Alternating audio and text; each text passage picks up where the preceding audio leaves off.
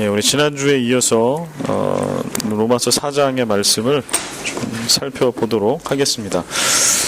지금 아브라함의 이야기를 이제 계속 하고 있죠. 그래서 바울이 믿음을 이제 설명하면서 구원을 설명하면서 아브라함을 구약의 아브라함을 좀 끌고 오고 있습니다. 좀 반복되는 면이 있어요. 그래서 오늘도 아브라함 얘기를 또 이어서 하게 될 텐데, 그래서 우리가 이제 4장을 읽으면서는 왜 바울이 아브라함을 지금 유비로 끌고 들어왔냐, 왜 아브라함을 얘기하고 있을까? 지금 율법이 아니고 믿음으로, 오직 믿음으로 구원받는다. 이 땅에 있는 모든 사람은 유대인이나 헬라인이나 어떠한 자들이나 다 죄 아래 죽은 자들, 희망이 없는 자들. 그래서 인간의 노력, 또 율법을 지키는 수고가 아니라 오직 예수 그리스도를 믿는 믿음으로만 구원을 얻는다라고 하는 그런 이야기죠. 그래서 그 이야기를 풀어가면서 4장에 이제 아브라함을 끌고 들어와서 믿음의 조상에 대한 아브라함을 이야기하고 있습니다. 그래서 지난주에 좀 기억이 나십니까? 그래서 아브라함을 이제 끌고 들어오는데, 보통 아브라함은 우리들에게, 여러분들한테 아브라함 그러면 뭐가 떠올라요? 아브라함 그러면 믿음의 조상이잖아요.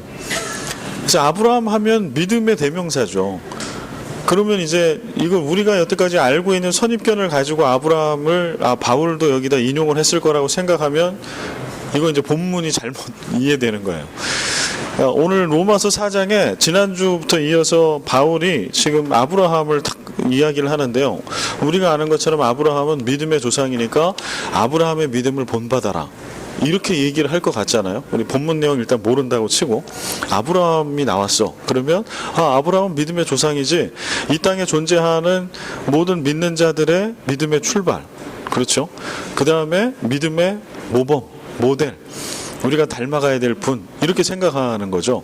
근데 바울도 그렇게 얘기를 했나? 지난주 말씀을 좀 돌이켜보면 바울은 그렇게 얘기를 하지 않고 있죠. 오히려 아브라함을 얘기할 때 어떤 증거로 좀 쓰고 있는 거예요. 아브라함이 할례 받기 이전에 하나님은 아브라함을 불렀다. 할례 받기 이전에 아브라함은 하나님께서 그를 부르셨고 복 주셨고 믿음의 조상으로 삼았다. 아브라함은 유대인뿐만 아니라 이방인의 조상이다. 믿음을 따라. 그래서 이렇게 그 증거들을 이제 얘기를 하잖아요. 본래 유대 땅에 살았던 사람이 아니라 저 갈대아 우르에서부터 살았던 자를 불러오신 거고, 그리고 할례 받기 이전에, 할례가 창세기 17장에 쓰여져 있다면 그 훨씬 이전에 창세기 12장에 아브라함을 하나님은 계획 가운데 불러놓으시고 그를 믿음의 조상으로 그때부터 삼으신 거죠. 그래서 아브라함이 하나님을 잘 믿은 믿음의 어떤 결과물들, 또 이 결과물이 막 쌓여 있는 거를 보고서 야, 역시 너는 믿음의 조상이야, 이렇게 하신 게 아니라는 얘기예요. 그래서 지금 바울이 로마서 4장에 아브라함을 인용하고 있는 거는 결코 아브라함은 믿음이 뛰어난 자이니까 너희들도 그렇게 믿어라, 그러면 구원받는다, 이 얘기를 하려고 아브라함을 소원한 게 결코 아니라고 하는 거예요. 결국 아브라함이 믿음으로 하나님이 아브라함의 믿음을 의롭게 여겼으나 그 믿음이라고 하는 것 자체도 하나님께서 만세 전에, 창조 때부터 아브라함을 만나시는 그때까지 창세기 1장부터 창세기 11장에 놀라운 구원의 역사를 하나님이 다 이루신 거고, 아브라함은 그때 당대에 바벨탑을 쌓고 하나님께 대적했던 수많은 사람들이 있었으나 하나님이 아브라함을 쓰신 거는 그를 불러다 놓으시고 그의 믿음을 본 거는 그는 놀라운 구원의 역사를 다 준비하시고 이루시는 그 하나님을 받아들인 거죠. 하나님은 나의 하나님 맞습니다. 나는 아무것도 할 수 없는 자이지만 하나님이 나와 함께 계시는 것, 하나님이 내 삶의 주인, 이 세상의 주인 되신 걸 내가 믿습니다.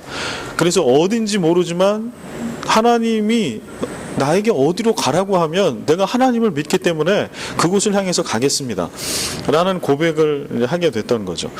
그래서 로마서 4장에 바울이 지금 아브라함을 이야기할 때도 결코 아브라함의 어떤 행위적인 믿음, 그가 했던 삶의 자취를 딱 보면서 이런 믿음의 행위들을 많이 했기 때문에 우리로 따지면 신앙 생활을 할 때 예배도 안 빠지고 집회도 안 빠지고 성경은 1년에 막 몇 독씩 하고 전도도 막 몇십 명씩 하고 헌금도 11조도 제일 많이 하고 뭐 이런 거를 다 모아서, 이게 나쁘다는 얘기가 아니라 이런 걸 다 모아놓아서 아브라함 너는 그렇게 믿었니? 너 훌륭하다. 이렇게 얘기하신 게 결코 아니다.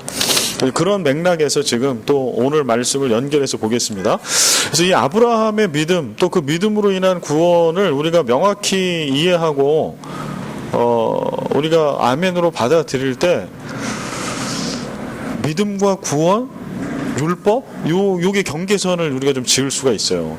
그래서 그게 안 되게 되면 여전히 우리는 잘 믿어야 돼. 그러면서 잘 믿는 건 뭐지?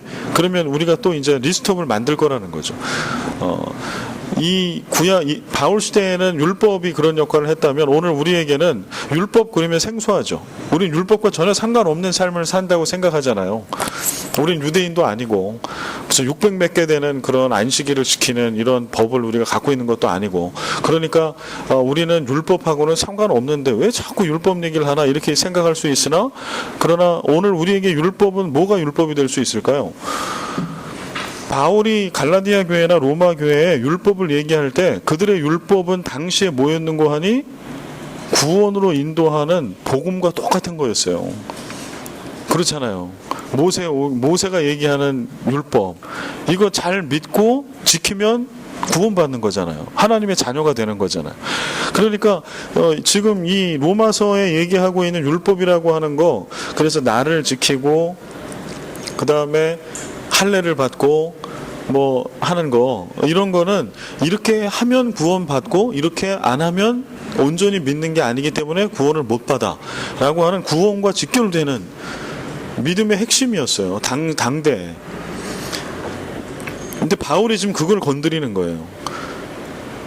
오늘 그러면 우리에게 또 마찬가지죠. 오늘 우리에게 이 로마서를 주시고 우리가 로마서 말씀을 계속 배우면서 우리도 우리 가운데 이제 그 틀을 좀 흔들 필요가 있어요. 내가 아무 문제의식 없이 물론 예수 그리스도를 믿는 믿음은 변함없는 똑같은 믿음이지만 그 믿음 이외에 우리 나름의 틀이 있다는 거예요. 잘 믿는 건 이런 거야. 그래서 이렇게 믿으면 잘 믿는 표본이 되고, 이렇게 안 하면 이건 믿음이 약한 거고 하는 모든 도식들, 모든 것들, 이런 것들이 오늘날 우리에게 율법이 될 수 있다. 그러면 주일날 그러면 뭐 예배도 안 드려야 됩니까? 그 얘기를 하는 거 아닙니다. 그러니까 이게 어려워요. 그래서 이게 자칫 잘못 가면은 완전히 뭐 예배도 없이 뭐도 없이 신앙의 어떤 형식적인 거나 틀이 아무것도 없이 그러면 그냥 무조건 믿으면 되냐 이렇게 가기 때문에 결코 그건 아니에요. 중요한 거는 내 마음의 중심이죠. 내가 정말 예수 그리스도를 내 구주로 믿느냐가 가장 중요한데, 그럴 때 그것 이외에 오늘날에도 우리의 믿음의 모습 안에는 이렇게 믿는 건 잘 믿는 거야. 나는 잘 믿고 있어. 그렇기 때문에 이런 게 있다는 거예요. 이런 모든 것들을 우리는 로마서 앞에 다시 한번 좀 비출 필요가 있어요. 그리고 이 모든 것들을 다시 한번 좀 허물 필요가 있어요. 이게 진짜 구원과 직결되는 건가? 이게 진짜 이렇게 하면 잘 믿는 건가? 그래서 아브라함을 계속 얘기하고 있을 때 이제 그런 측면에서 우리가 다시 한번 좀 보도록 하겠습니다. 오늘 나눠드린 거 좀 보면서 좀 진행하겠습니다. 밑줄 위에는 이제 지난주 그 내용을 좀 간략하게 좀 정리한 겁니다. 로마서 4장은 아브라함의 이야기죠, 전체가. 단순한 믿음의 모범이 아니다. 모두를 심판 아래에 묶어놓은 세상에서 멸망 외에는 다른 희망이 없는 인류에게 하나님께서 구원의 길을 여셨다. 오직 예수 그리스도를 믿는 믿음으로. 그러니까 아브라함이라고 하는 것은 아브라함 자체에 있는 게 아니라 아브라함을 통해서 인류를 포기하지 아니하시고 구원하시기로 작정하신 하나님께 있는 거죠. 그래서 아브라함은 그래서 믿음의 조상이 되고 인류의 희망이 될 수 있는 거죠. 그래서 로마서 3장 19절 말씀, 우리가 알거니와 무릇 율법이 말하는 바는 율법 아래에 있는 자들에게 말하는 것이니 이는 모든 입을 막고 온 세상으로 하나님의 심판 아래에 있게 하려 함이라. 율법 아래에 있는 자들은 하나님의 심판 아래에 있는 자들이다. 그러니까 율법 아래에 있는 인류의 무능함을 지금 이야기하고 있는 거죠. 율법 아래에 있는 사람들이 할 수 있는 게 아무것도 없다. 결국 하나님의 심판 아래에 놓일 수밖에 없다. 스스로 깨어지고 뒤틀려버린 하나님과의 관계를 회복시킬 능력이 율법 아래에 있는 자들에게는 없다. 그러면 희망이 없는 거잖아요. 근데 그 희망을 어디서 찾는 거예요? 사람에게서 찾는 게 아니라 하나님에게서 찾는 거예요. 구원의 그러나 여전히 사람은 이렇게 율법 아래에 있는 세상은 하나님의 심판 아래에 놓여 있으며 스스로 관계를 개선시키거나 살아날 능력이 없는데, 하나님은 그들을 그냥 그대로 놔두시는 것이 아니고, 그러니 율법 잘 지켜서 구원받아라 라고 그들을 그렇게 놔두신 것이 아니고, 예수 그리스도를 믿는 믿음으로, 율법 아래가 아니라 믿음으로 구원받는 전혀 다른 구원의 길을 하나님은 만들어 놓으셨다는 거예요. 그래서 그 이야기를 좀 바울은 하고 싶은 겁니다. 그래서 계속해서 1, 2, 3, 4장에 이제 아브라함을 지금 이야기하고 있습니다. 3장 21, 22절, 이게 이제 그 설명이죠. 이제는 율법 외에 하나님의 한 의가 나타났으니 율법과 선지자들에게 증거를 받은 것이라 곧 예수 그리스도를 믿음으로 말미암아 모든 믿는 자에게 미치는 하나님의 의인이 차별이 없느니라. 로마서 3장 19절은 율법 아래에 모든 사람이 하나님의 심판 아래에 있어 스스로를 구원하거나 하나님과의 관계를 회복시킬 능력이 없다라고 얘기하잖아요. 그런데 지금 21절 가면서 이제는 율법 외에 할 때 이제는 앞에 그러나가 생략되어 있어요. 그러나 그러니까 앞과 뒤가 전혀 다른 거예요. 앞에는 율법 아래에 소망이 없는 거.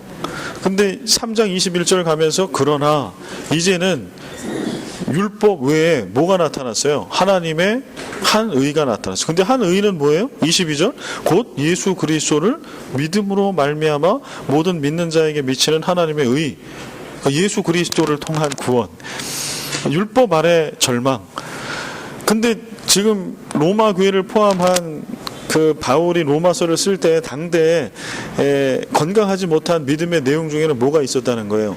여전히 그 율법을 통해서 율법 아래에는 희망이 없어요.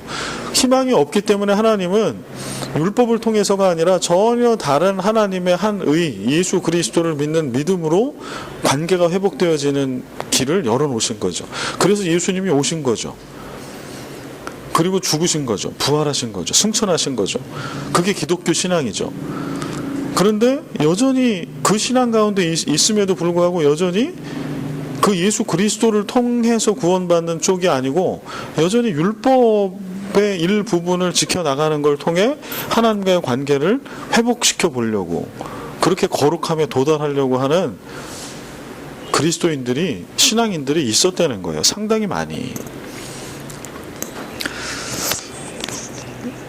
로마서 4장 1절 그런즉 육신으로 우리 조상인 아브라함이 무엇을 얻었다 하리요. 우리 계속 얘기한 거죠. 4장 1절 딱 시작하면서 아브라함을 전통적으로 믿음의 조상, 그래서 모델로 얘기하고 있지 않잖아. 4장 1절부터 아브라함을 탁 치고 들어가는 거죠. 그런즉 육신으로 우리 조상인 아브라함이 무엇을 얻었다 하리요. 야, 우리 보자. 터놓고 보자. 아브라함이 훌륭한 게 뭐냐? 아브라함이 갖고 있는 육신적인 인간으로서 갖고 있는 뭐가 하나님을 감동시켰냐? 그래서 하나님께서 그를 믿음의 조상으로 세워준 거냐? 이거를 지금 물어보는 거예요. 그러니까 지금 3장하고 그렇게 이어진다는 거지, 4장이. 그러니까 결국은 지금 4장에서 아브라함을 얘기하고 있는 거는 3장 21, 22절. 그러나 이제는 율법 외에 하나님의 한 의가 나타났다. 이 얘기를 지금 하려고 아브라함을 데리고 온 거고, 너희들이 그렇게 위대하게 여기는 아브라함이라고 할지라도 한번 봐봐라. 할례받기 이전에 하나님이 그를 택하시고 복 주신 거고, 그가 한 일이 아무것도 없으나 하나님께서 그를 통하여 세상을 복주시길 원해서 그를 세우신 거고, 뭐 이런 이야기를 아브라함을 통해서 지금 계속 하고 있다. 네, 다시 13, 14절 이제 한번 같이 읽어볼까요? 13, 14 이제 오늘 본문으로 갑니다. 시작. 아브라함은 그 후손에게 세상의 선구자가 되리라고 하지 못하였던 율법으로 말미암은 것이 아니요 오직 우리 믿음의 의로 말미암은 것이니라. 만일 율법에 속한 자들이 상속자이면 믿음은 소식이 되고 약속은 토착이 되었느니라. 네, 아멘. 이 말씀이 여러분에게 어떻게 다가옵니까? 요 단어들이 뭐 상속자, 뭐 후손 얘기 나오니까 좀 법적인 용어를 쓰고 있는 거예요. 이렇게 부모에게 재산을 상속받는 그런 법적인 관계, 우리로 따지면 민사가 되겠죠. 민사 소송의 법적인 이런 관계를 지금 법적인 용어를 쓰면서 얘기합니다. 근데 이게 이제 이때 당시에 유대인들의 가치관을 지난주에도 말씀드렸지만 그 바탕에서 이거를 볼 필요가 있어요. 이 본문을.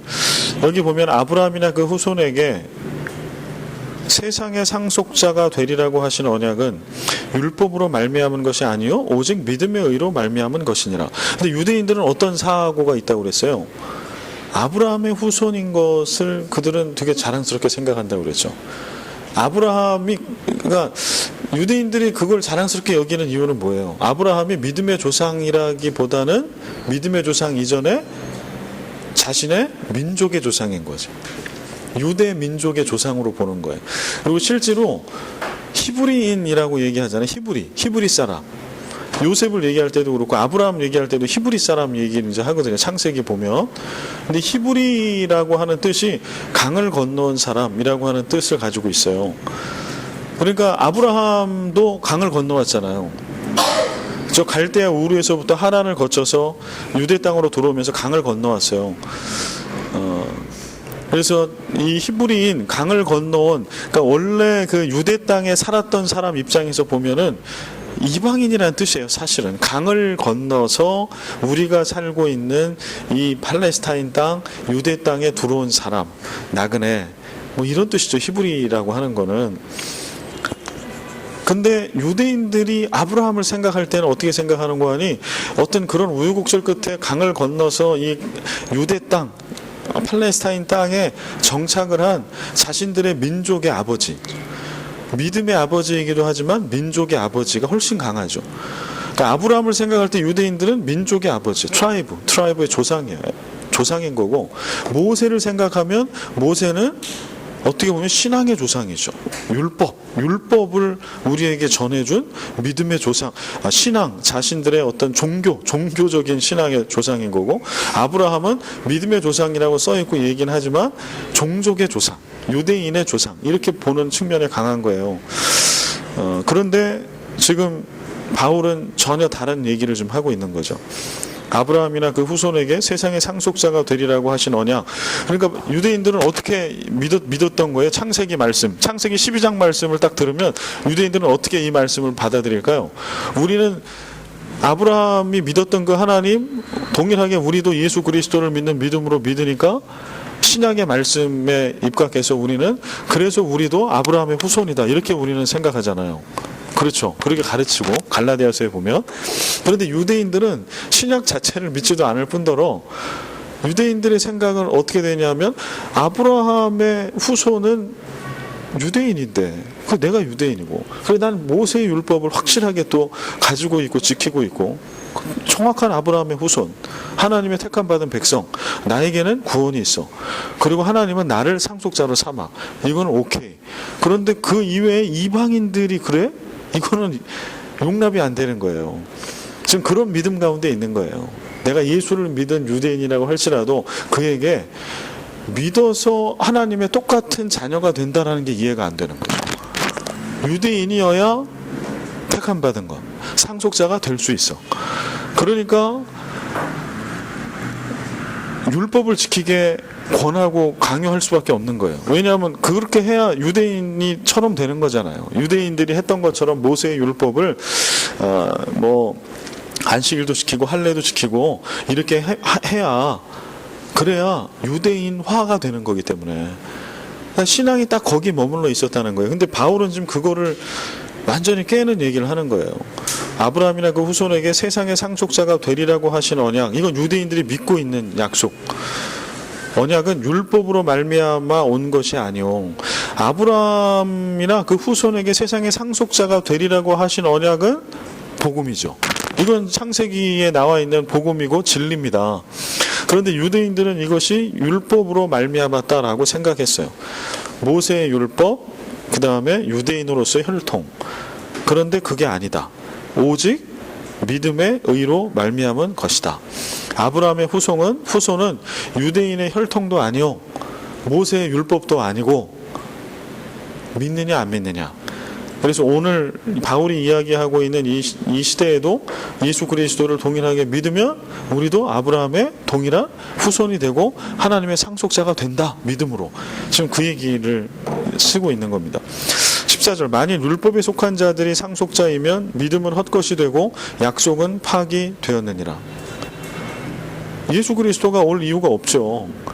결국은 구약은 앞으로 오실 메시아에 대한 약속이잖아요. 창세기부터 요한계시록까지. 그런데 만약에 이게 믿음으로가 아니고 믿음으로 아브라함과 연결되는 게 아니라고 한다라고 하면 메시아가 이 땅에 오실 이유가 하나도 없어요. 그럼 성경은 의미가 없는 거예요. 오실 메시아를 약속할 이유도 없고 메시아가 오셨다라고, 그분이 진짜 메시아라고 얘기를 할 이유가 없어요. 그러면 하나님의 약속은 파기된 거다라고 지금 바울은 이야기하고 있어요. 근데 이게 그냥 우리가 볼 때는 너무 당연한 얘기를 뭐 이렇게 하냐, 어렵게 하냐, 좀 쉽게 하지, 이제 이렇게 생각할 수 있는데, 이 편지, 이 말씀을 듣는 당시에 이 편지를 받는 사람의 입장을 생각하면 이거는 그들의 근간을 완전히 흔들어 버리는 거예요. 구원관을 흔들어 버리는 거예요. 구원관을. 나는 아브라함의 후손이요 모세의 율법을 받고 지킴으로 하나님의 유일한 상속자가 되었고, 그렇기 때문에 사마리아에 사는 사마리아인들이나 아니면 로마인들이나 이방인들은 구원이 없고 절망이다 라고 생각하고 살았었는데, 이제는 그 모든 구원관이 완전히 깨지는 거예요. 그러니까 여전히 유대적인 사고를 갖고 있는 사람은 예수 그리스도의 복음이 들어왔으나, 복음이 들어와 있었으나 한쪽에는 어떤 생각이 있었다고, 이 생각이 같이 있는 거예요. 아브라함의 후손이 구원받지, 상속자지. 그런데 저 이방인인데 저 예수를 믿었네, 저 어떻게 구원받지? 그게 가슴에 안 와닿는 거죠. 같은 교회 공동체 울타리 안에 있는데 같은 하나님의 식구로 받아들여지지가 않는 거예요. 나는 유대인으로 온전한 구원. 쟤는 어떻게 구원받을까? 그러니까 거짓 교사들이 던져준 복음이 가슴에 와닿는 거죠. 지켜라. 모세의 율법을 지켜라. 플러스 알파. 복음도 믿고 율법도 지켜. 온전한 거룩함으로 너희들은 하나님께 도달할 수 있다. 그게 완벽한 복음이다. 이런 거죠. 이게 거짓된 가르침에, 오늘날 신천지의 가르침이나 그것도 마찬가지거든요. 전혀 완전히 부정하는 게 아니에요. 예수 그리스도를 부족하다. 예수 그리스도로 부족하다. 이만희, 신천지, 이 새로운 세상에 임하게 되고 하나님의 나라가 임하게 될 때 예수 그리스도만으로는 부족하고, 그 부족함을 채울 수 있는 것은 바로 신천지, 이만희 교주를 결국 믿는 거예요. 그들의 교리는 플러스 알파의 교리예요. 왜 이단에 빠져가나 하지만 그렇게 해서 빠져가는 거죠. 플러스 알파에 넘어가는 거예요. 그 부분을 좀 바울은 계속해서 커트를 해내고 있는 거예요. 여러분들의 믿음 가운데 예수 그리스도를 믿는 믿음 위에 플러스 알파 무엇인가를 통해서 거룩함과 구원에 이를 수 있다라고 생각하는 게 있다면 다 거짓된 겁니다. 그게 아브라함으로부터 시작된 율법이라고 하든 뭐가 됐든 다 거짓된 거다. 이렇게 좀 끊고 있는 거죠. 자, 15, 16절 읽어볼까요? 시작.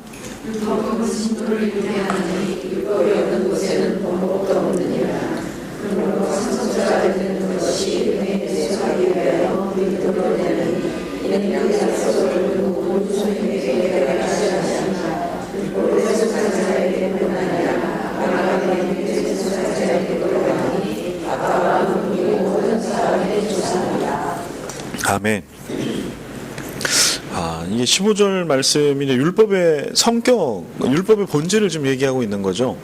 근데 이런 말씀이 이제 우리를 좀 헷갈리게 하긴 해요. 왜냐하면은, 율법은 나쁜 게 아니잖아요. 바울은 율법을 나쁜 거라고 얘기하고 있지는 않아요.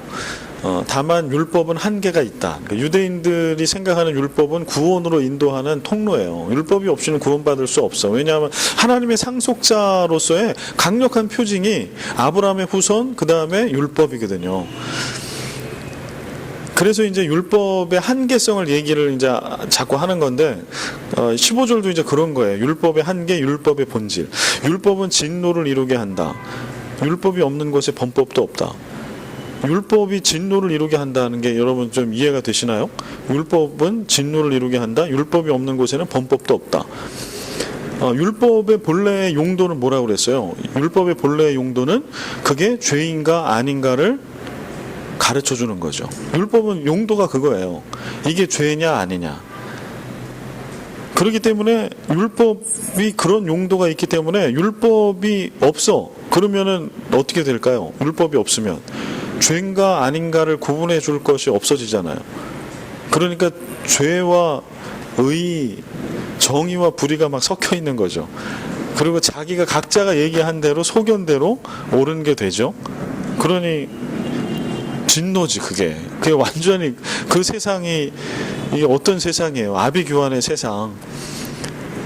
오늘날도 비슷한 면이 있잖아요. 오늘날도 율법이 없어. 기준이 없어. 복음이 없어. 율법이 없어. 이게 옳은지 그른지에 대한 기준이 없어버리면 어떻게 돼요? 그래서 오늘 우리 아이들이 뭐 동성애도 그렇고 이슬람도 그렇고 다른 어떤 것도 그렇고 지금 그 모든 것이 좀 상대적인 세상에 살잖아요. 상대적인 포스트 모더니즘이라고 하는 시대의 특성. 진리 자체도 절대적인 건 없다. 권위를 부정하고 어떤 거 하나를 인정하기보다는 다 나에게 맞는 것들, 내가 인정하고 내가 받아들인 것만 진리인 거고 사실인 거지, 내가 안 받아들이면 아무 의미가 없다. 이게 이 시대거든요. 그러다 보니까 우리 아이들도 우리들도 부지불식간에 그 세상의, 이건 세상의 정신인데 이 세상의 정신에 매몰이 되면 어떻게 되는 거 아니? 진리가 없어져요. 기준이, 절대 기준이. 그러니까 다 내가 옳아. 심지어는 강단에서 말씀이 선포되고 뭐 이렇게 성경 공부를 하고 해도 내가 옳아. 기준이 나야. 그래서 이 기준에 벗어나면 다 아니야. 이런 시대에 우리가 좀 살고 있어요. 그리고 이단이 하는 것 중에 전략 중에 하나는 뭐냐면 진리를 부정해버리죠. 그게 진리 맞냐? 진리를 그렇게 부정해요. 기성교회, 우리가 기성교회잖아요. 우리 기성교회고 건강한 기독교회인데 우리가 붙들고 있는 진리가 있어요. 그런데 이단이 과거에는 이제 좀 공세에 몰렸다는 거예요. 이단은 공격을 받았다라고 하면 정통교회. 지금은 이단들이 쓰는 강력한 방법이 뭐냐 하면, 야, 그렇게 말하는 너희는 진짜니? 어떻게 그걸 증명할 수 있냐? 너희가 가짜일 수 있다는 생각은 안 해보냐? 이렇게 되는 거죠. 그러면 그 순간에 헷갈리는 거죠. 그러네. 우리가 가짜일 수 있네. 그러면 우리가 가짜가 되는 순간 이단은 진짜가 되죠. 지금 신천지 하나님의 교회가 좀 하는 게 그런 거죠. 강력하게 도전을 해버려요. 그래서 기존에 있는 교회들을, 이단의 특징이 뭐냐면 다락방도 확실한 이단이 되는 게, 이단의 구분점, 경계선이 뭐가 되는 거 아니요? 나만 옳다예요. 나만 옳다, 우리 교리만 옳다, 나머지는 다 틀려먹었다. 특별히 기성교회들 다 틀렸다. 기성교회가 틀려먹은 부분이 없지 않아 있죠. 그러나 이것은 교회가 틀려먹은 게 아니에요. 에클레시아, 교회가 틀려먹은 게 아니고, 틀려먹은 그리스도인이 있는 거고, 제대로 된 복음이 전파되지 않은 그런 4대 교회처럼 죽어있는 교회가 있을 수는 있어요. 기관으로서. 그러나 기존에 있는 그런 거룩한 교회가 다 이단 교회인 것처럼 매도를 해버리고 자신들이 이야기하는 교리만 진리다라고 얘기한다? 이건 100% 이단이에요. 그래서 그렇게 하는 것들은 100% 이단이에요. 왜냐하면 그 교리와 그거는 자신들이 틀린 것들을 개선해 나갈 게 없잖아요. 방법이. 자신들이 진리인데 어떻게 진리를 또 바꿔? 그러니까 이단은 그래서 강력한 거예요. 그 이외에 나머지는 다 틀려먹었지만 나는 옳거든. 거기 한번 딱 빠져버리면 그게 헤어나오기 어려운 거죠. 그러나 종교개혁자들이 얘기한 부분, 개혁교회의 전통을 얘기할 때 개혁된 교회는 계속해서 개혁되어야 한다. 그래서 우리는 끊임없이 말씀 앞에 서서 우리의 신앙이 옳은가, 그래서 그런 부름받은 자들의 공동체로서의 교회로 우리는 건강한 믿음, 바른 신앙, 복음을 붙들고 있는가, 우리는 잘 믿고 있는가, 잘 살고 있는가, 이거 끊임없이 봐야 되는 거. 이런 교회가 건강한 교회죠.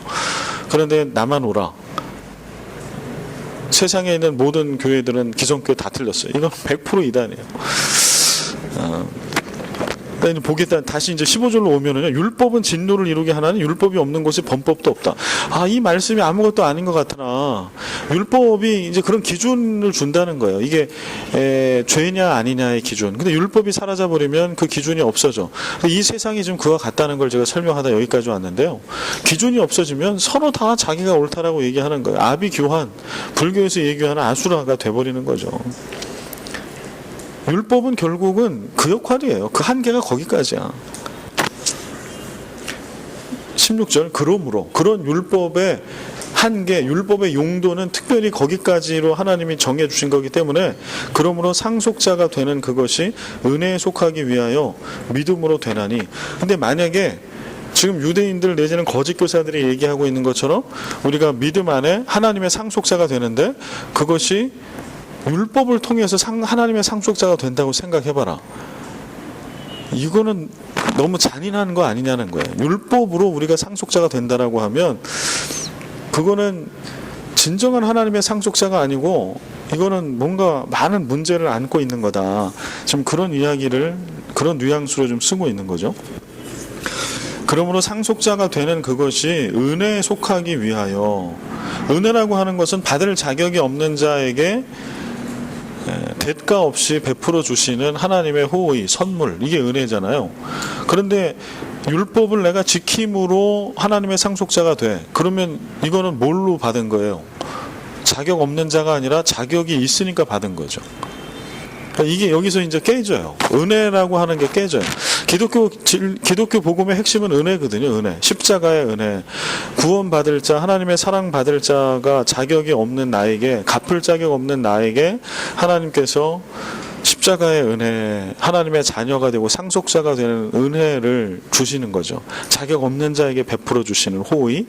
이게 기독교 진리의 핵심인데 지금 이게 이제 잘못 가버리면 내가 율법이나 무엇을 지키는 것을 통해서 거룩함에 도달한다는 그 순간 딱 돼버리면 거기는 자격이 부여되는 거예요. 그래서 온전한 의미에서의 상속자가 될 수 없다. 그 얘기를 설명하고 있죠. 그래서 은혜에 속하기 위하여 믿음으로 되나니 이는 그 약속을 그 모든 후손에게 굳게 하려 하심이라. 율법에 속한 자에게뿐만 아니라 아브라함의 믿음에 속한 자에게도 그러하니 어브라함은 우리 모든 사람의 조상이다. 그래서 아브라함이 이제 믿음의 조상은 맞아요. 근데 믿음의 조상은 맞는데 어떤 의미에서 어떤 혈통으로도 아니고 다른 어떤 것으로도 아브라함이 잘나서도 아니고 오직 믿음으로 연결된 믿음의 조상. 그런 면에 있어서 지금 유대인들이나 율법에 속한 자, 유대인들 얘기하는 거죠. 유대인들에게나 아니면 유대인이 아닌 이방인에게나 다 믿음의 조상이다. 왜냐하면 믿음으로 아브라함과 우리는 연결되기 때문에. 그래서 그런 설명을 지금 계속해서 4장 1절부터 설명을 하고 있습니다. 에어컨을 좀 틀어주실까요? 더우니까 집중이 잘 안 됩니다. 틀면 춥고 또 틀었다 추우면 또 끄죠. 17절 말씀 한번 읽어볼까요? 시작.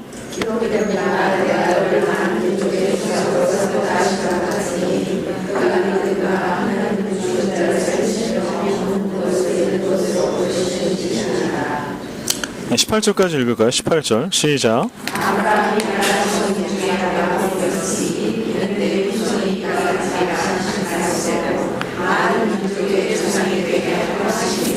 네, 아멘.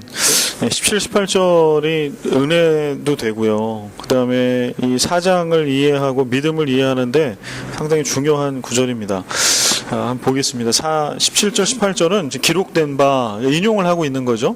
보면은 여러분 성경에 이제 따라가면 그 표시를 따라가면 창세기 17장과 15장을 17절과 18절에 인용을 하고 있습니다. 내가 너를 많은 민족의 조상으로 세웠다. 그가 믿은 바 하나님은 죽은 자를 살리시며 없는 것을 있는 것으로 부르시는 이다. 근데 여기서 우리가 주목해야 될 거는 내가 너를 많은 민족의 조상으로 세웠다. 주어가 누구냐 하는 거예요. 주어는 아브라함이 아니다. 아브라함이 잘 믿어서 하나님께서 이게 아니고 주어는 하나님. 철저히 하나님이에요. 기록된 바 내가 하나님이 아브라함 너를 많은 민족의 조상으로 세웠다. 그 다음에 그가 믿은 바 하나님은, 주어가 하나님이죠. 하나님께서 죽은 자를 살리시며 없는 것을 있는 것으로 부르시는 이시니라. 여기 죽은 자는 누구예요? 없는 것은 누구의 상황이에요? 아브라함의 상황이죠. 여기서 하나님은 죽은 자를 살리시며, 아브라함이 물론 생명은 있었으나 그는 고브랑 할아버지 아니에요. 아브라함 사라. 태가 닫혀 있어서 후손을 낳을 수 없는 그 면에 있어서, 생명을 이어가는 면에 있어서의 지금 그걸 얘기하고 있는 거예요. 하나님, 아브라함은 죽은 자였고 아무것도 없던 자였죠. 그런데 그런 아브라함의 사라의 태를 열어서 생명을 유업으로 주시고 아무것도 없던 그를 세상을 축복하는 자, 복주는 자로 하나님을 대신해서, 그런 엄청난 믿음의 조상이라고 하는, 그냥 가문의 조상 아브라함이 아니라 아브라함, 열국의 아비, 모든 사람들의 아버지가 되게 만들어주시는, 아무것도 없던 자에게 모든 것이 있는 자로 만들어주시는 하나님, 그 주체는 하나님이시다. 18절, 아브라함이 바랄 수 없는 중에 바라고 믿었으니 이는 내 후손이 이 같으리라 하신 말씀대로 많은 민족의 조상이 되게 하려 하심이라. 이제 이게 오늘, 아까 이게 중요한 말씀이라고 이게 그 소개를 해드렸는데요. 이게 오늘 이제 우리하고도 연관이 돼요. 이 말씀에 보겠습니다. 우리도 예수를 믿으면서 우리 안에 불안함들이 있죠. 복음을 알면 알수록 불안한 것들이 있어. 왜냐하면 예수 믿으면 구원받는다, 예수 믿으면 영생을 누린다, 하나님의 자녀가 된다, 두려워하는 것은 하나님이 우리에게 주시는 것이 아니다, 능력이다, 뭐 이런 말씀을 이제 계속 듣게 되고 배우게 되는데, 그런데 정작 하나님은 가장 좋은 때 좋은 것을 주신다, 다 알겠다는 거죠. 그렇게 믿으면 믿을수록, 말씀을 알면 알수록 우리 삶에, 우리는 이제 세상 한복판에 살고 있으니까 우리는 엄습하는 불안함이 있죠. 혹시 예를 들어서 내 삶이 뭔가 좀 안 풀린다고 생각이 들 때가 있어요. 누구나 다 있잖아요. 인생이 정말 전체로 놓고 볼 때 잘 풀린 분들이라고 할지라도 그 군데군데 살아가는 과정에 갑갑할 때가 참 많죠. 그게 우리 인생이고 우리 한계인데, 그럴 때 우리 안에 불안함이 와요. 내가 믿음이 적은 탓에 지금 이런 거 아닌가? 남편이 어려움을 당하고 자녀들이 내 기도대로 잘 안 돼. 그러면 이런 생각하죠. 기도하는 아내와 엄마는 내 믿음이 적어서 이런 거 아닌가? 아니면은 이건 건강하게 이제 나로부터 찾는 거지. 그 다음에 이제 이게 또 딱 방향이, 이제 스트레스가 좀 많이 쌓이고 이제 좀 불만이 쌓이면 어디로 가요? 하나님한테로 가죠. 하나님 내 기도를 들어주시지 않네. 목사님 얘기하고 성경 공부 얘기하고 다르네. 어떻게 된 거지 이거? 그래 우리는 이제 거기에 헤매죠. 거기서 이제 넘어지고 실족하기도 하고 뺑뺑뺑 돌기도 하고. 근데 아브라함을 좀 보자는 거예요. 아브라함은 75세에 부르심을 받았잖아요. 아브라함은 75세에 부르심을 받았어요. 그리고 100세가 가까워 오도록 99세 될 때까지 자식이 하나도 없었어요. 75세에 아브라함을 하나님이 부르셨잖아요. 그리고 내게 지시할 땅으로 가라 그랬더니 아브라함이 갔잖아요. 순종함으로. 하나님은 나의 하나님이십니다. 다 수용하고, 내 인생의 앞길은 하나님 손에 있습니다. 아멘. 그러고 갔단 말이에요. 참 여기까지 멋진 스토리인데, 그런데 99세가 될 때까지니까 24년을 이방 땅에 머물고 하나님이 주신 언약을 붙들고, 근데 한 번 주신 게 아니라 성경 말씀 보면 여러 번을 주세요. 그러면 이게 희망 고문인 거죠. 한 번 얘기하고 그랬으면 그냥 잊어버리고 살면 되는데, 잊어버릴 만하면 한 번 불러가지고 자 밤하늘의 별을 봐라, 잊어버릴 만하면 한 번 불러가지고 내가 너한테 준 약속 기억하지? 나는 너를 그렇게 번성하게 할 거야. 그런데 감사한 거는 아브라함이 그걸 끝까지 붙들고 갔던 건데요. 24년이 지나도록 자식이 하나도 없었어요. 그런데 하나님은 이렇게 약속하세요. 너는 아브라함이 아니다. 이제 너희 가문의 아비가 아니고 네 원래 갖고 있는 이름처럼 이제부터 아브라함이다. 너는 모든 나라의 아버지가 된다. 그러니 이해가 안 되는 거죠. 24년이 지나도록 어떠한 변화도 생기지 않고 나이는 들어가고 기력은 쇠해지고 이제 계산기를 튕겨보면 답은 나오는 거 아니에요. 아, 이제 뭐 어떻게 하신다는 얘기지? 내가 하나님을 신뢰를 하겠는데 그림이 안 그려지는 거죠. 그런데 성경은 뭐라고 얘기해요? 아브라함에 대해서. 아브라함은 바랄 수 없는 중에 바라고 믿을 수 없는 중에 믿었다. 그렇게 하나님께 붙들려 있었다. 예수를 믿고 우리를 제일 힘들게 하는 것도 바로 그거죠. 엄청난 약속과 축복 속에 있죠. 믿음에 깊이 들어가면 들어갈수록 그 감당할 수 없는 은혜를 우리가 알게 되고 받게 되고 그 넓이와 깊이를 우리가 맛보게 되는데요. 그럴수록 우리의 현실과 그 받은 은혜가 괴리가 커져요. 그래서 반드시 우리가 거쳐야 되는 과정은 그래서 시험 힘든 거예요. 이 괴리가 너무 커. 하나님이 나에게 주시겠다라고 하고 약속하신 것과 삶의 자리는 너무 큰 거예요. 그 차이가. 이 한심한 현실을 우리가 찾아오는 거죠. 그러나 이 한심한 것이 하나님이 일하시는 방식이라는 것을 우리는 절대 잊어서는 안 된다는 거예요.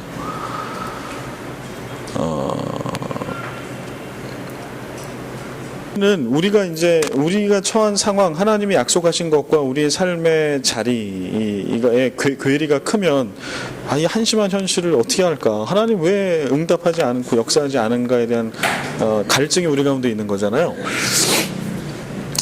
그런데 하나님이 일하시는 방법이 다르다고. 우리의 생각과 다르게 하나님은 일하시고 쓰신다는 거예요. 디모데후서 한번 볼까요? 하나님은 어떻게 일하시는가 우리가 엿볼 수 있는 말씀인데 디모데후서 2장 20절 21절 같이 읽겠습니다. 시작.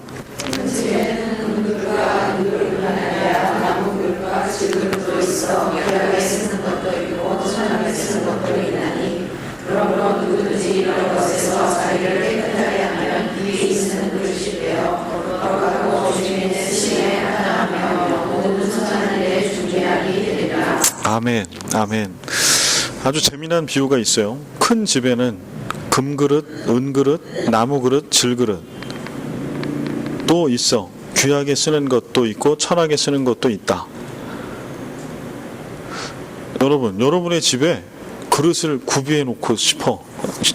그릇을 구비해 놓고 여러분이 쓰실 겁니다. 여러분 일단은 어떤 그릇을 좀 많이 갖다 놓고 싶어요? 집에 1번 금그릇, 여기 랭킹이 다 있어. 1, 2, 3, 4 금그릇, 은그릇, 나무그릇, 질그릇.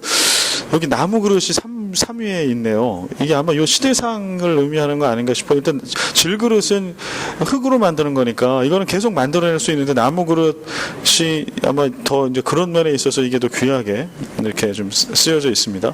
네, 금그릇, 은그릇, 나무그릇, 질그릇. 자, 여러분 이거 100개 한 세트가 몇 개인지 모르겠는데 100개 한 세트씩 400세트를 가져다 놓을 수 있어. 여러분 선택하십시오. 뭐 갖다 놓고 싶어요? 네. 임집사님 금그릇 400세트 쫙 깔아놓고 싶잖아요. 저도 그래요. 은그릇, 나무 이까지 거 그냥 없어도 되지 그냥 금그릇 400세트 쫙 깔아놓고 삐까번쩍하게 막 광 내놓고 그냥 그 고양이 밥 주고 강아지 밥 줄 때도 그냥 금그릇에다가 우리 집에 애들은 그냥 다 금그릇에다가 막 물을 마실 때도 금대접에다 마시고 커피도 그냥 금커피잔에다 마시고 이러고 싶죠. 이게 우리의 마음이에요. 그래서 우리는 어떻게 기도해요? 우리의 신앙은 하나님 내 찬장에 내 곳간에 웬 질그릇밖에 없는데 하나님 금그릇 주십시오. 이게 너무 과하면 은그릇까지 오케이. 우리는 늘 이렇게 이제 딜을 하죠. 21절에 근데 하나님은 쓰시는 게 전혀 다르다는 거예요. 우리는 그렇게 생각해. 좋은 그릇 갖다 놓고 많이 있으면 그게 복 받는 거고 하나님은 그렇게 쓰실 거다고 생각을 하죠. 우리처럼. 근데 오늘 말씀해 보니까 21절에 그러므로 누구든지 이런 것에서 자기를 깨끗하게 하면 귀히 쓰는 그릇이 돼요.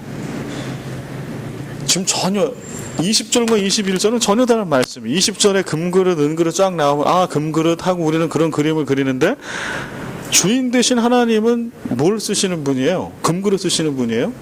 은그릇? 나무그릇? 질그릇? 뭘 쓰신대요? 주인은 깨끗한 그릇. 금그릇인데 묻어 있으면 안 쓰시겠다는 거예요. 은그릇 아무리 뭐 있어도 깨끗한 그릇을 들어 쓰시겠다. 그러므로 누구든지 이런 것에서 자기를 깨끗하게 하면 귀히 쓰는 그릇이 되어 거룩하고 주인의 쓰심에 합당하며 모든 선한 일에 준비함이 되리라.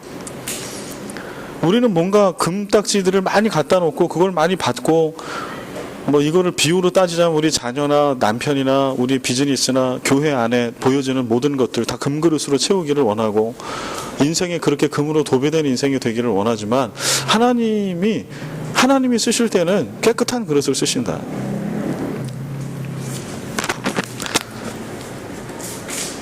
아브라함을 하나님이 불러놓으시고 쓰실 때도 동일하다. 24년의 과정은 어떤 과정이에요? 아브라함을 깨끗하게 만들어가는 과정, 깨끗한 거룩한 그릇으로 준비하는 과정. 만약에 이 과정에 아브라함이 꿈꾸고 우리가 기대하는 것처럼 자녀들을 그냥 막 낳았는데 막 백상둥이씩 막 낳아가지고 가능한지 모르겠으나 제가 여자가 아니어가지고 잘 모릅니다. 이해하시고 뭐 그래가지고 진짜 눈에 띄게 한 20년 됐는데 이쯤 되면 내 살아생전에 정말 하나님이 약속하신 창대한 민족을 이룰 수 있겠는데 우리 생각은 이런 거잖아요. 그렇게 애들을 낳았더니 애들이 막 조기 결혼해가지고 막 이렇게 번식력이 왜 이렇게 훌륭한지 이렇게 갔다가는 진짜 금방 이 땅을 다 우리 후손들로 채울 수 있겠다. 우린 이 정도 되면 하나님 역시 우리는 만족하죠. 근데 하나님의 방법은 24년 지났는데 아닌 거예요. 아무것도. 우리의 인생도 똑같을 수 있다. 근데 아브라함이 귀한 거는 그럴 때 하나님을 버린 것이 아니고 물론 하나님이 붙들어 주셔서 그런 거지만 아브라함은 하나님께 꽉 붙들면서 도망가지 않고 하나님의 그 붙드심 안에 머물러 있었죠. 그래서 그 아들 이삭을 이제 100세에 주시잖아요. 나중에 달라고 그러시잖아요. 100세 또 얻은 그 아들을. 근데 아브라함이 그 아들을 아낌없이 내어주잖아요. 이게 왜 가능했을까요? 성경이 얘기하는 것은 왜 가능했는가 하니 아브라함이 깨달은 거예요. 자기 속으로 낳은 아들 하나, 그 아들이 있건 없건 100세에 낳았건 그게 100명이 됐던 1000만명이 됐던 이걸로 하나님의 약속하신 언약이 이루어지는 게 아니다. 하나님의 약속과 언약은 이삭이 없어도 이루어진다. 하나님이 계시면 이루어진다. 사도행전 15장 9절 보면 믿음으로 그들의 마음을 깨끗이 하사 그들이나 우리나 차별하지 아니하셨다.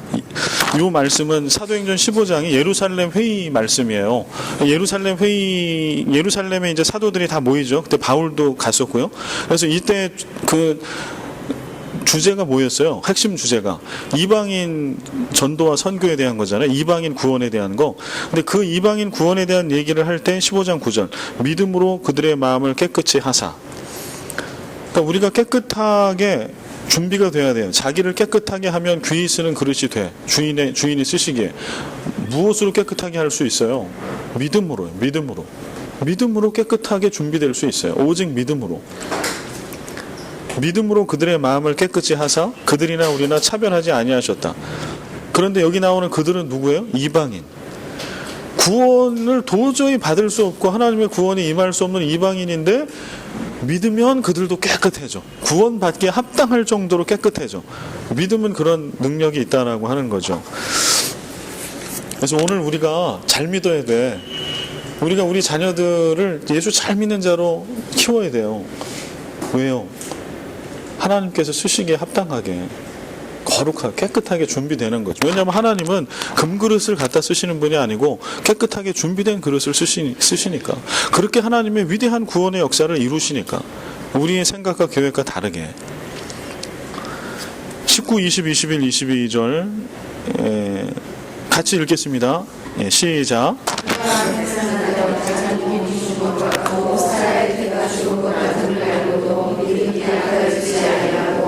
믿음이 없어 하나님의 약속을 의심하지 않고 믿음으로 견고하여져서 하나님에게 영광을 돌리며 약속하신 그것을 구하느니 이루실 줄을 확신하였으니 그러므로 그것이 그에게 의롭고 여겨졌느니라. 아멘. 이거 오늘날 우리랑 똑같아요. 그가 100세나 되어 자기 몸이 죽은 것 같고 사라의 태가 죽은 것 같음을 알고도 믿음이 약하여지지 아니하였다. 이거 불가사의해요. 그러니까 이거 하나님이 그를 붙들어 주신 거지. 아브라함이 어떻게 인위적으로 그렇게 믿을 수가 있었을까요?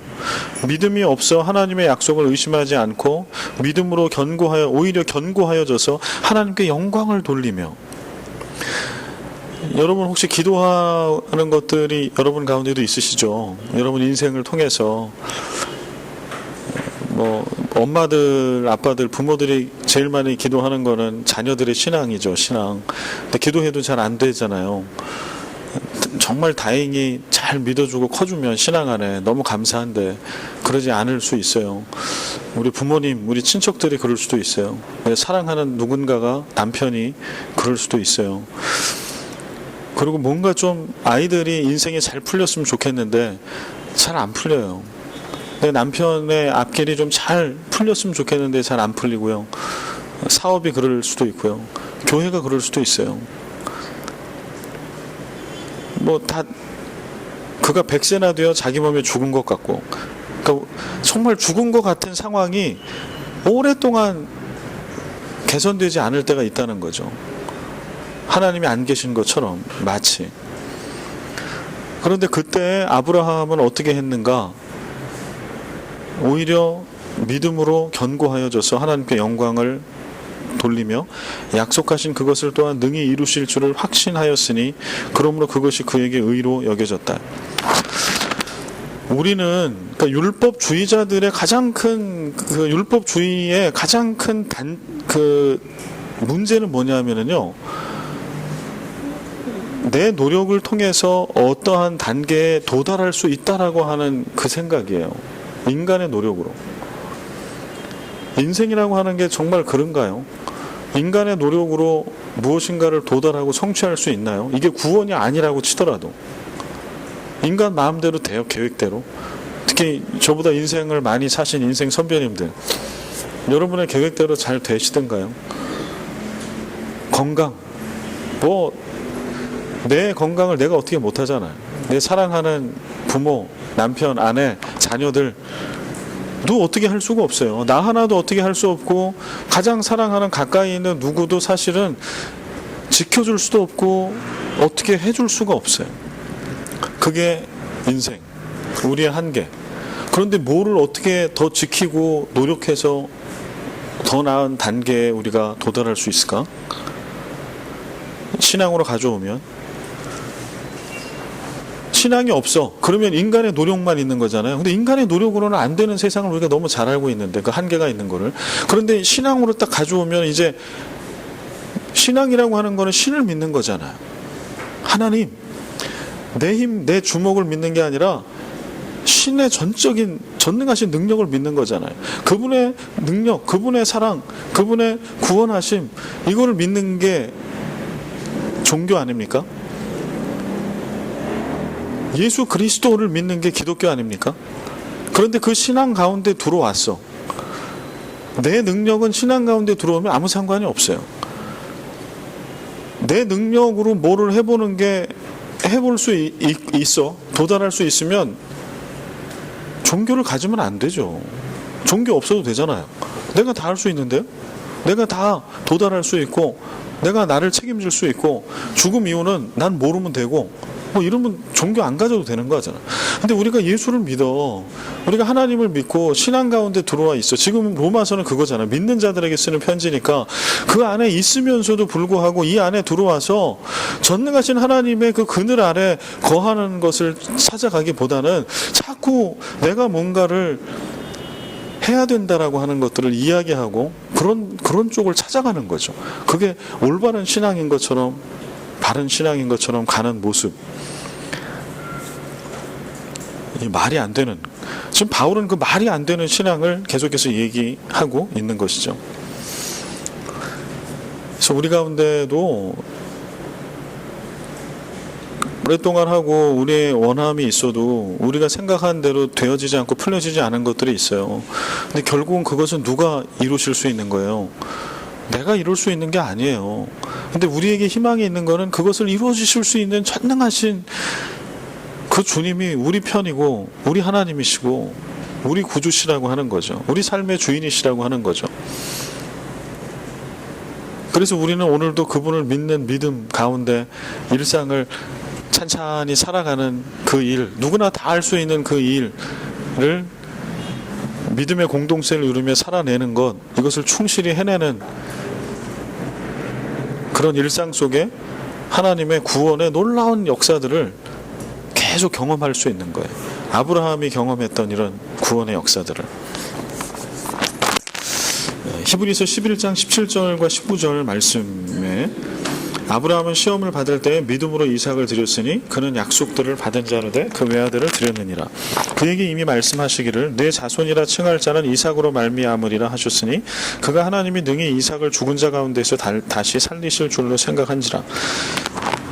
비유컨대 그를 죽은 자 가운데서 도로 받은 것이니라.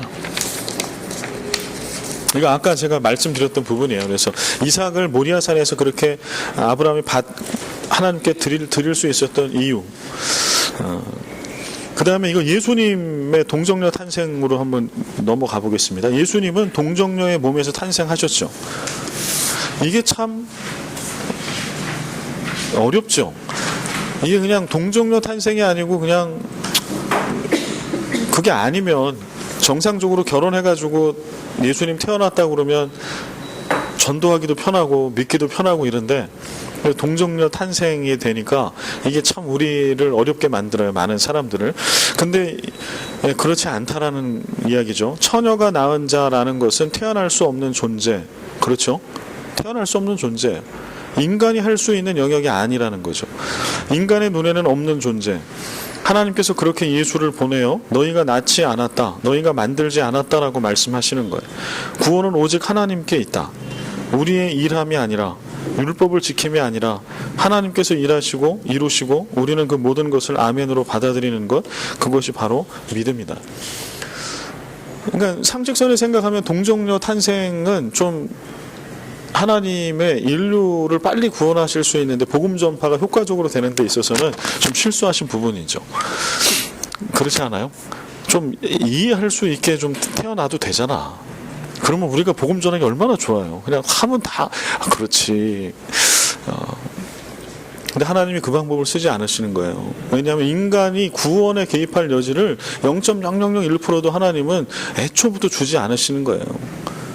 너희들이 하는 게 아니다. 하나님의 전적인 계획과 섭리와 전능하심으로 구원은 선물로 너희들에게 주어지는 것이다. 그 은혜 아래 거하라, 누리라. 하나님께서는 아브라함에게 역사하셨던 것처럼 오늘 믿는 우리들에게도 동일하게 역사하시죠.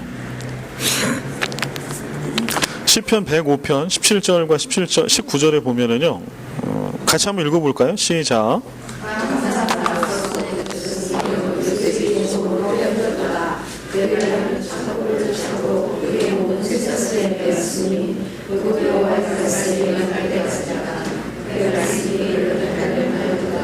네, 아멘. 요셉 얘기를 지금 시편 105편에 좀 하고 있는데요. 그가 한 사람을 앞서 보내셨으며 요셉이 종으로 팔렸도다. 한 사람은 요셉이죠. 그의 발은 착고를 차고 그의 몸은 쇠사슬에 매였다. 이게 요셉이 처한 삶의 자리. 하나님께서 멋진 꿈을 꾸게 해주셨어요. 이게 앞으로 미래에 이루실 약속이죠. 그러나 그가 당했던 현실은 어떤 거예요? 18절. 그의 발은 착고를 차고 그의 몸은 쇠사슬에 매인 거가 현실이에요. 우리가 열심히 기도하고 환상도 오고 응답도 받고 뭐 다 했으나 우리의 현실은 이거. 요셉의 현실은 그거. 18절. 19절. 곧 여호와의 말씀에 응할 때까지, 하나님의 말씀에 응할 때까지 그는 비참한 삶을 살 수밖에 없었다. 그의 말씀이 그를 단련하였도다. 밑에 써드린 거 좀 볼게요. 우리는 매일 뉴스를 보면서 그저 좋은 소식이 나오기를 기대합니다. 그런데 우리가 원하는 좋은 소식은 뭔가요? 땅을 파면 금이 나오고, 하는 비즈니스마다 대박이 나고, 보는 시험은 모두 다 1등하고. 근데 이런 소원 속에는 뭐가 전제가 돼 있다는 거예요. 무슨 전제가 돼 있나? 지금의 현실이 불만족스럽다라고 하는 거죠. 뭔가 우리가 100스퀘어 너무 큰가? 기준을 스퀘어 기준이 없으니까 제가 평수로 하지. 30평 30평 집에 살아. 그런데 어느 날 우리가 기도를 할 때 50평 집을 기도하기 시작했어. 그 순간에 우리 안에 뭐가 들어와 있어요? 현실에 대한 불만족이 들어와 있어요. 50평짜리 집에 살지 못하는 그 현실에 대한 불만족. 차를 좋은 차 뭐가 있나? 여튼 좋은 차를 꿈꾸고 기도하는 순간 오늘 내가 타고 있는 차가 BMW라고 할지라도 그 차가 나한테는 불만족스러운 거죠. 현실이 불만족스러운 거야. 그래서 우리 아이를 서울대를 위해서 하는데 연대를 들어갔네? 그러면 감사한 게 아니라 현실이 불만족스럽죠. 서울대를 왜 하나님이 떨어뜨렸냐에 대한 불만족. 요셉의 결과는 우리가 알죠. 요셉의 결과는 우리가 알잖아요. 잘 될 거라는 건 알잖아요. 그가 착고에 있든 보디발 부인의 모함을 받든 그래서 왕의 감옥에 있든 우리는 요셉의 미래를 알잖아요.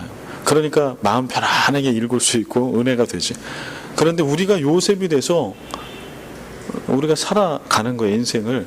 그럼 얘기가 좀 달라지지 않을까요? 약속도 주고 꿈도 주고 환상도 주고 언약도 주셨는데 맨 감옥만 전전긍긍하고 팔려가고 배신당하고 언제 내 인생이 언제 피나 이러고 있으면 과연 그때도 우리가 하나님을 제대로 믿을 수 있을까? 요셉의 결과는 우리가 알지만 우리의 결과는 우리가 아직 알지 못해요. 이게 큰 문제. 우리 믿음 생활할 때 우리의 결과를 우리가 모른다는 거. 성경에 있는 인물의 결과는 알기 때문에 편하게 읽을 수 있고 그 이야기가 우리에게 아멘으로 화답이 될 수가 있는데 그게 우리의 이야기로 우리 스토리, 마이 스토리로 딱 넘어와 버리면 쉽지가 않은 거예요, 그게. 그런데 우리의 결과는 어디랑 연결되어 있는 거 아니? 바로 예수 그리스도와 연결되어 있습니다. 예수 그리스도 안에서의 승리가 그래서 중요합니다. 아브라함의 믿음을 논하는 것이 중요한 것이 아니라 아브라함을 붙드신 하나님은 죽은 자를 살리시며 없는 것을 있는 것 같이 부르시는 이심을 기억해야 합니다. 우리가 아브라함의 이야기를 들을 때 우리에게 소망이 될 것은 아브라함이 정말 뛰어난 믿음을 갖고 있었네가 아니고 아브라함과 함께 하셨던 하나님이죠.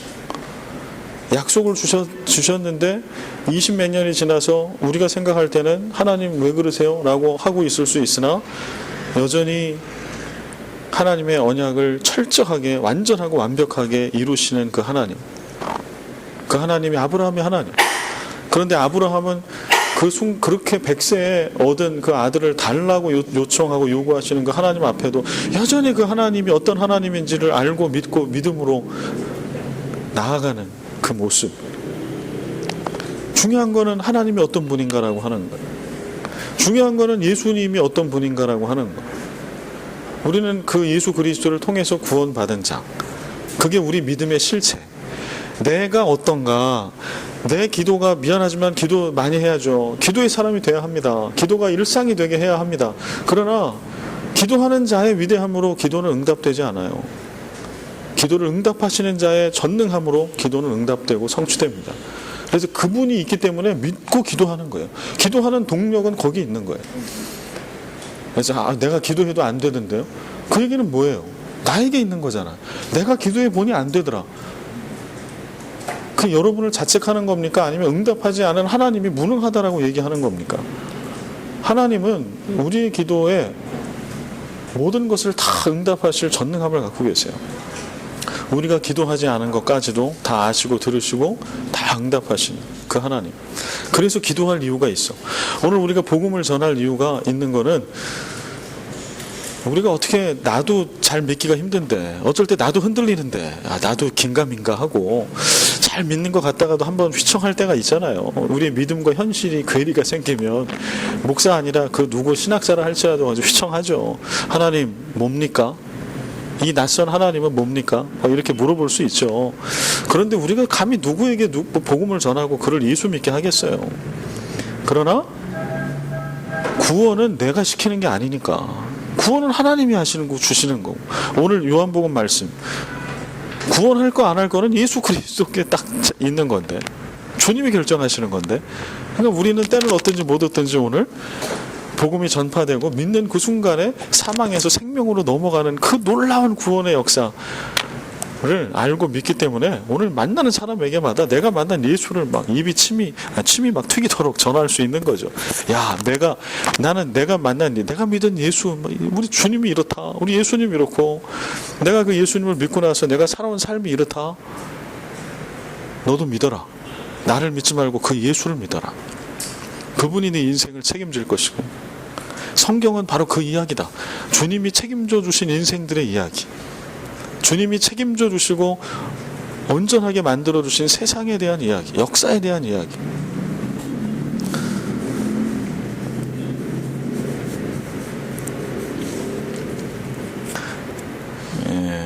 네. 어디까지 아까 읽었죠? 아브라함을 붙드신 하나님은 죽은 자를 살리시며 없는 것을 있는 것 같이 부르시는 이심을 기억해야 한다. 그분은 처음 창조하셨을 때의 목적대로 우리를 당신의 영광의 찬송이 되게 하는 일을 절대 포기하지 않으십니다. 그것이 우리에게 복음의 자랑이 될 수 있는 거죠. 근거가 될 수 있는 거예요. 하나님은 절대 우리를 포기하지 않으신다라고 하는 거예요.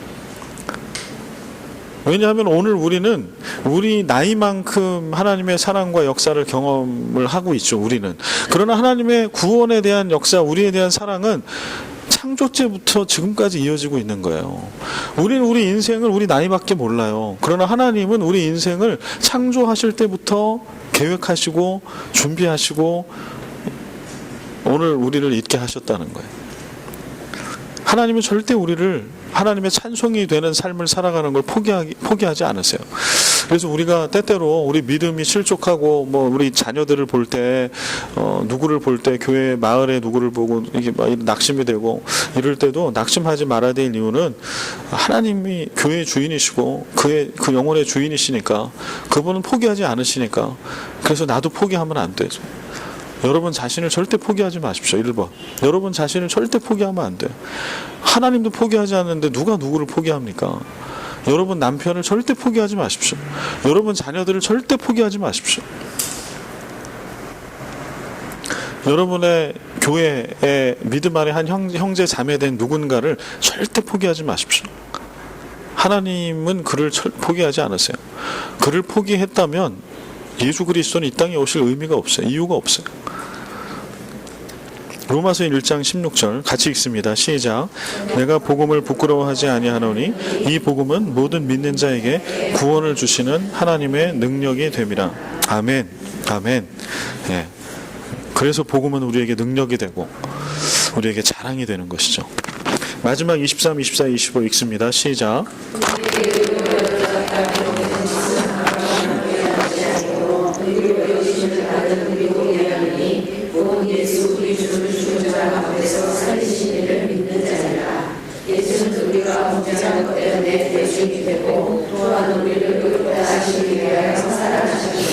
아멘. 아멘.